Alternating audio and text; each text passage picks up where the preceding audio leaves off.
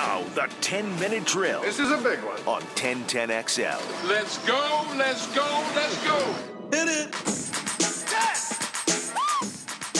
All right, you want to rock, Lauren Ruth? Let's do it. Rock right now. Let's rock right now. Please. That sounds good. It's time for the 10-minute drill.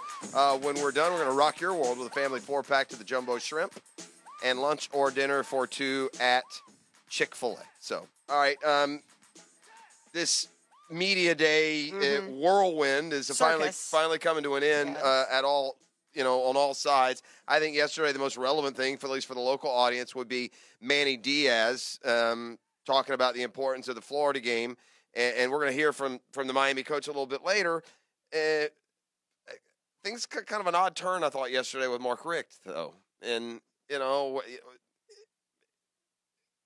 Mark Richt made it sound as if he was surprised what the state of the Miami program was, infrastructure-wise and otherwise, and that's why he, out of nowhere, left after the second year. It seems kind of strange. Have we determined why Mark Richt was there?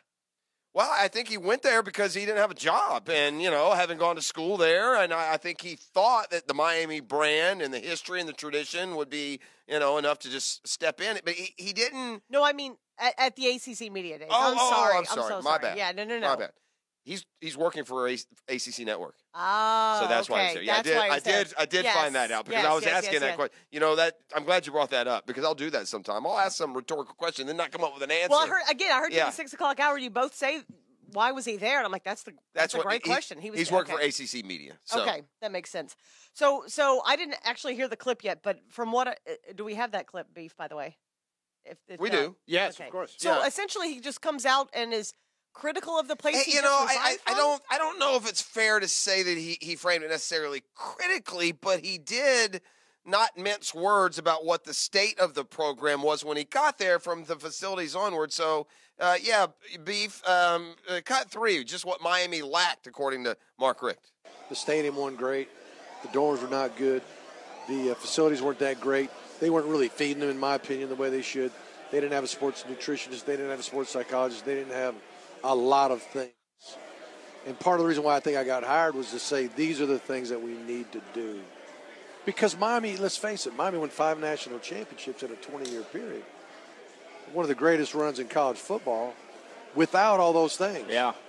So, if I'm the administrator or the president, I'm like, why do you need this? Why do you need that? Well, Coach, you want this. We're winning without it. I'm not saying that's what happened, but it seemed like that's what happened. Oh, did you hear the BS alarm was going off in the background? As soon as he started talking, whoop, whoop, whoop. Did it turn into The stadium wasn't great. a rave? A rave all of a sudden? All right, Mark Richt spent 3 seasons at Miami where he went a combined 26-13. Not terrible, right? I mean, in the big scheme of things. Got off to a great start. Yeah. The first year was 10-0, and wasn't he? No, he was 9-4. But I'm saying he started. Okay, I think he started 9-0, and they lost the last 4 games. Yeah. And then he went 10-3, and then the following year 7-6. I think it's actually the 10-0 to 10-3. Okay, so he went 9-4. To be honest with you, it felt like he was only there 2 years. That's a weird platform to criticize where you just came from, where you walked away, which. I feel like that's hardly ever the truth, right? Oh, we parted ways amicably and everything was okay. But that, to me, I don't know that media day, and maybe, you know what? Maybe that's exactly the place to do it. We want something to come out of this, right? Versus just your stock. Well, we're going to do this year, but to come out and say, well, they wanted me to do, they didn't have this. It took a lot of shots. You should have known. Here's the one other part of that is, you knew that when you took the job. Right. Yeah. He even admitted that when he said, maybe they wanted me to tell them that. But in 2017, they were 10-0. He got all the way up to number 2 in the rankings. Yeah, number 2. Before losing their final 3 games. They got walloped by Clemson in the championship, in the ACC championship. They lost to Pitt, and then they got hammered by Clemson, and then they lost to Wisconsin. Mark Richt is right about something. Miami can't compete with Clemson. No, Miami facilities are, among brand name football programs, among the worst in all of college football. Yeah. All right, well, speaking of a brand that has not done much in quite some time, our own Matt Hayes from XL Primetime, also with Bleacher Report, wrote a very interesting article that gained a lot of traction about a team that has somewhat become irrelevant in terms of college football. That's the University of Tennessee.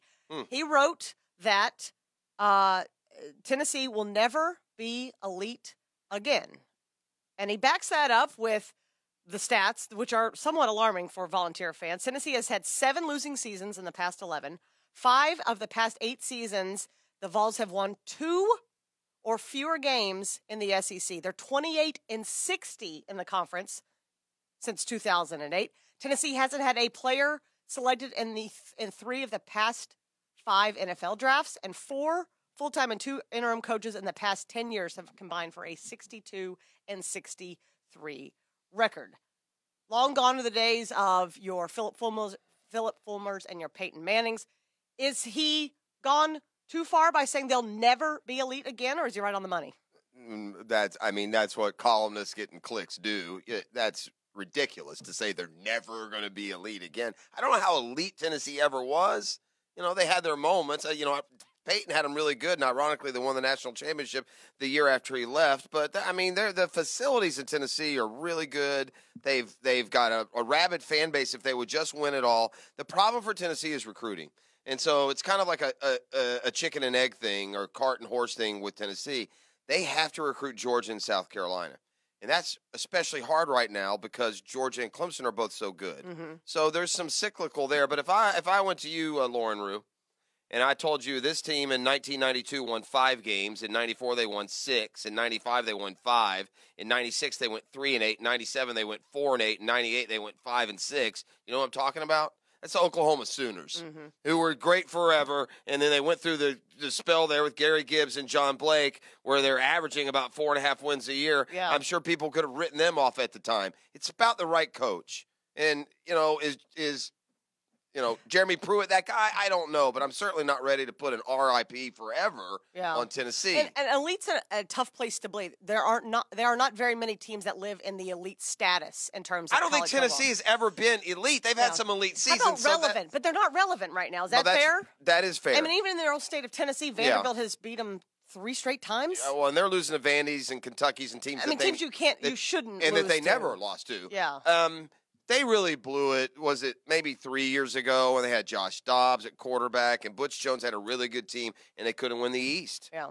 They couldn't win the East, and you have to at least win the East. And what has happened is that Georgia has blown by them. You can't look. There's only so much water fits in the bucket. It's awfully hard. There's been very few years where Georgia, Florida, and Tennessee are all good. So if 2 of those 3 are on the way up, the third can often suffer. And Florida under Dan Mullen seems to be pushing forward a little bit. And Georgia, obviously right now is in real good shape. Yeah. So the British Open is one of the more interesting golf tournaments from this standpoint. The course must be about 1,000 miles big because you can the British Open and the weather and the conditions themselves. Right? Like you can watch a British Open, you'll see one guy hit a golf ball with short sleeves and sunshine, and they will literally go to the other side of the course and it'll be raining sideways. Is it the most difficult in terms of conditions of all the majors? I would think so. Yeah, I would think so because it's cold there. Right. It's in the 50s, and if you get and they don't get a lot of thunderstorms. I hear it's just rain, and they play in rain. Yeah. I mean, unless it's puddling, but. So from the standpoint of the weather being bipolar and the scoring is bipolar, yesterday it was very hard to score. Well, today they're having a little bit more luck. Jordan Spieth, 4 under on his round today.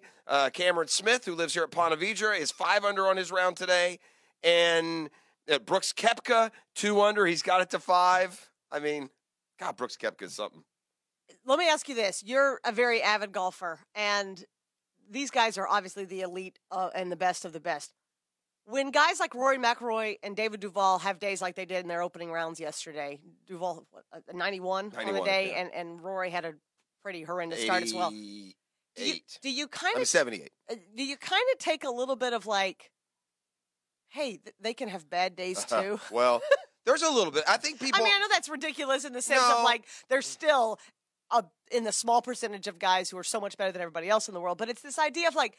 Golf will humble the hell out of you. No matter who you are, no matter how good you are. And it's all that's the one great thing about golf, too. It's all relative. If you're trying to, if you normally break 90 and you shoot 95, you feel the same as if you're a guy who normally breaks 80 and you shoot 85. It's very, structured that way that your disappointment it can be the same. Like one guy can shoot 75, and another guy can shoot 105, and their disappointment can be the exact same because of what you're expecting. So, to that end, majors, the British and the U.S. Open, asking me what's tough. The U.S. Open is also tough scoring. But within the golf community of golfers, we're kind of split. Some people like seeing the courses make these players shoot 78, and others would rather it not be, tricked up at all, at least. Make sure.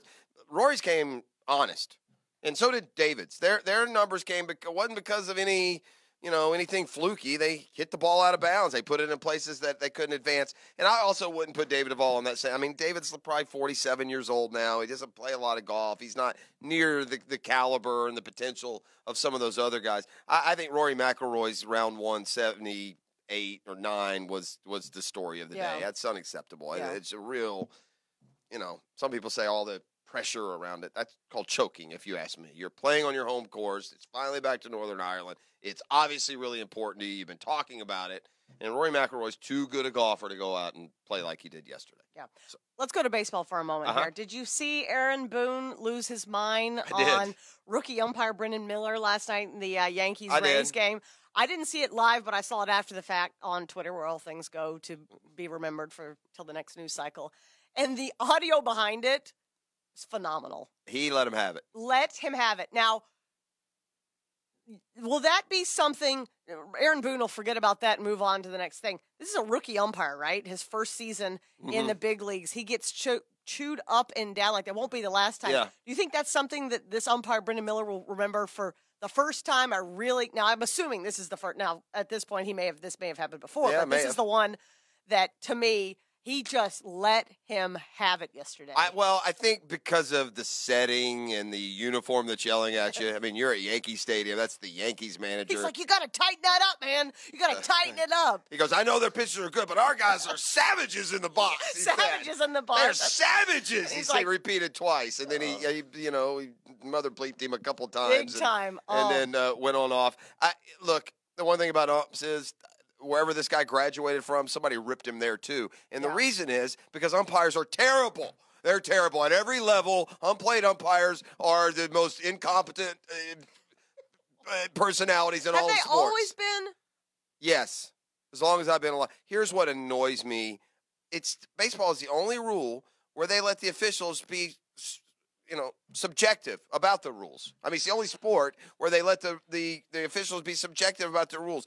I don't know how Major League Baseball accepts that this umpire's strike zone is this, and this umpire's strike zone is that, and this umpire has a low strike zone, and this umpire has a strike. How about there's a strike zone and hire umpires who, I don't know, call it. My favorite part of that yesterday, that blow up, Brett Gardner taking it. What happened was he got called out, and what he think. Yeah, he kind of gave him an attaboy, didn't he? Yes, and he went to the dugout there and took his bat and slammed it up against the ceiling.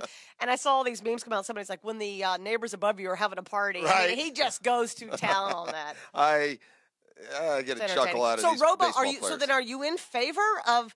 I mean, you're somewhat of a baseball purist, but a umpire. I am in favor of eliminating my frustration of watching some narcissistic umpire ring a guy up on a pitch 8 inches outside just 'cause. And then I'm also tired of the umpires that if you look at them sideways, they think they can show you by a lack of professionalism later in the game and call you out when you're safe or call you safe when you're out. I don't like Major League umpires. I don't like the way they act. I don't like the way they talk. I don't like the way they look. I don't like the way they call games. I don't like where they pause and give some big demonstrative.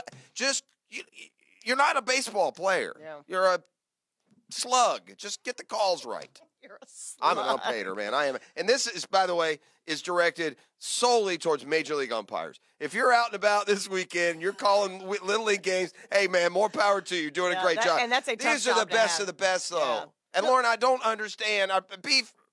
Has it never frustrated you that we can't get uniformity of what a ball and a strike is? Yes, it makes me nuts. You spend the first 3 innings of the game trying to figure out what the zone is. It'd be like at an NFL game, the kicker missed the field goal a foot wide left, and the ref say, it's good. Yeah, it's good. Yeah. My field goal zone goes out another 5 feet. Yeah.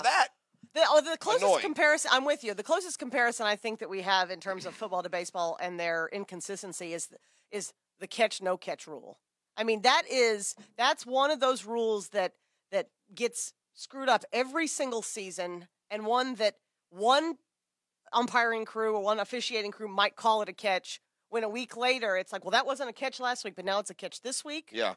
I mean, to me, there's some inconsistency there that at times can change the game as well. Yeah, I would agree with that. All right, that's the 10-minute drill. Lauren, pick a number. 6. All right, number 6. Number 6, caller number 6, gets a family 4-pack to the Jumbo Shrimp and lunch or dinner for 2 at Chick-fil-A. So we will come back with more on the other side. Still to come later this morning, Joe Cowart joins us from ACC Kickoff. That's coming up at 9:15. But we've got the Tap 5 at 8, the Shazam Spotlight, and much more on our plate here on an All-American Friday, brought to you by All-American Roll-Off and Recycling, a J.B. Coxwell company now serving St. Johns County.